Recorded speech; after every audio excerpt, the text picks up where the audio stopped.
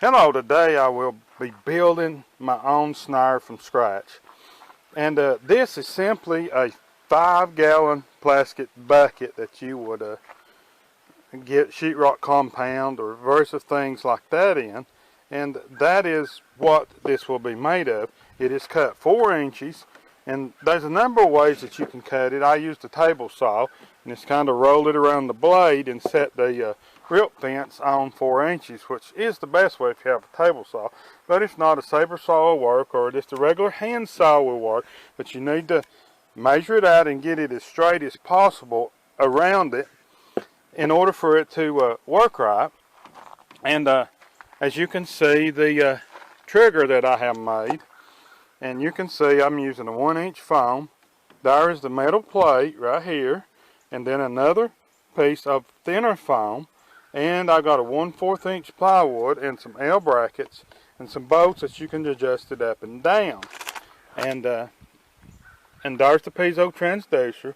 You will need about 1-foot-long pieces of wire and a jack. If you're running a rim, you will need a stereo jack, which this is for a snare, and right there's your other piezo transducer that will pick up your rim shot. Let me make a note on the building the drum triggers. You will need some way of holding this stuff in place to keep it from sliding, because if your metal plate gets in again of the shell of the drum, it will cause crossfire. In other words, it will pick up the rim shot along with the snare head, so you need that held in place. And I simply just use a glue gun, and I will put just little shots every 4 inches apart approximately, and under each layer, if it be foam or the metal plate, and that will hold us in place that the triggers might work properly. And also I need to note that you need these cut just a little smaller than the drum shell itself. You don't want none of this touching. You will also, one will pick the other up. So do those things and you will have a pretty good drum trigger. Also, on your piezo transducer, when building your triggers, I use double stick foam tape to put in between of the metal plate and the piezo transducer. Depending on how thick you need to make it, depends on the sensitivity of your drums. Some of them I have glued it right straight down with super glue, which worked fine, hot glue. But in this case on mine, it's just something, guys, you're going to have to experiment around with in order to come up with your formula. Sometimes you can take the double stick tape and put you a little amount in the center of your piezo transducer. But in my case, I always take little pieces and stick on the ends of it. It's not as sensitive, and these particular drums are very sensitive to the pickup of the piezo transducers, so that works better for me. Like I said, you just have to play around, get you plenty of double stick tape or glue, whatever you use, and you may have to pull them off a few times. Be careful. I always use a sharp knife, one of these utility knives that's got a long blade, and I just set under it and trim it off. Be careful and don't break your piezo transducer if you have to adjust these out, because sometimes you do. You can also go into the brain or the modem of the drum and adjust them, but you want to get them as close as to the factory settings that you can. That way the rest of the kit balances out real well. So just another tip. As you can see, I'm starting to mount the hardware that will hold our drum heads on.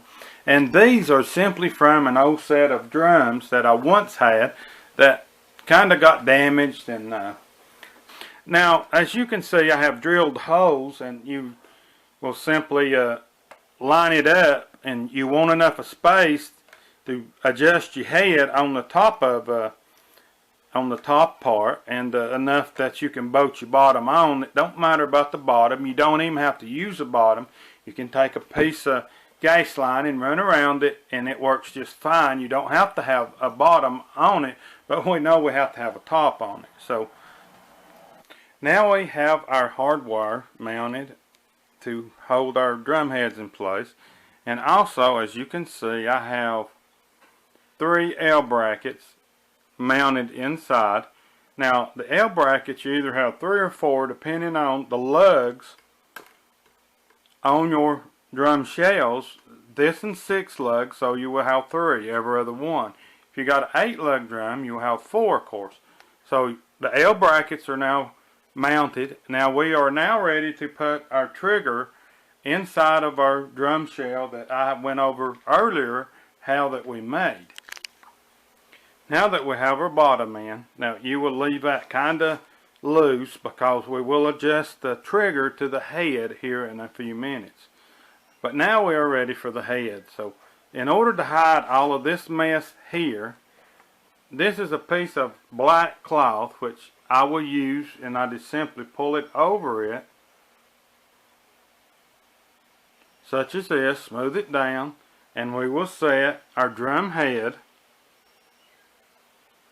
on top of that and bolt it down. Adjust your drum head to just snug it down real good, and then we will adjust the bottom and button all of this up. Now that we have the top part of our drum head installed and this snug down, we will adjust everything out in a moment. So now we will flip it over and we will adjust the bottom part. And how we will go about this, there's nuts on the bottom. You want to leave everything loose and then just gently press.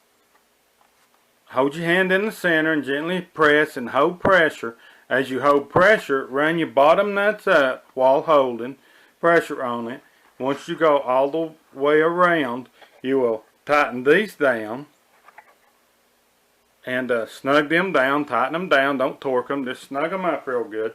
And we have that adjusted. And we will go back to the other side after adjusting that. I've done and adjusted this.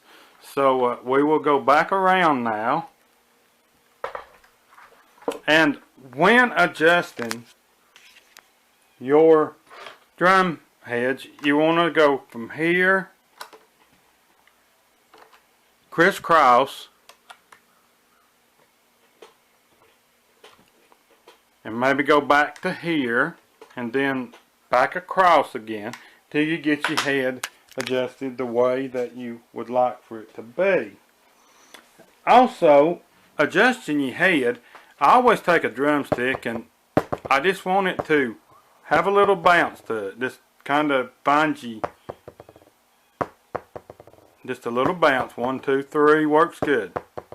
And that's about right for your drum head, but you adjust it to your taste.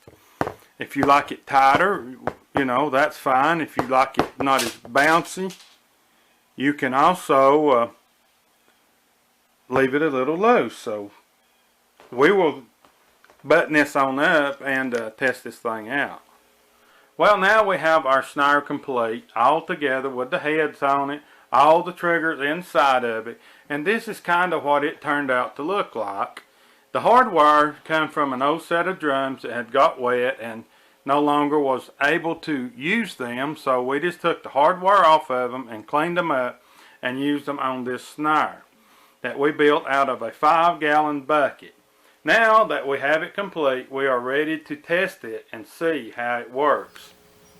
Okay, we have our snare together on the stand, hooked up to our drums, and now we are ready to test.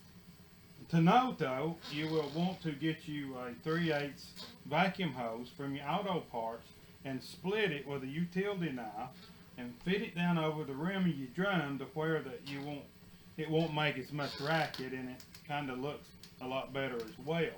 So we will test this out and see how this snare drum works at this time.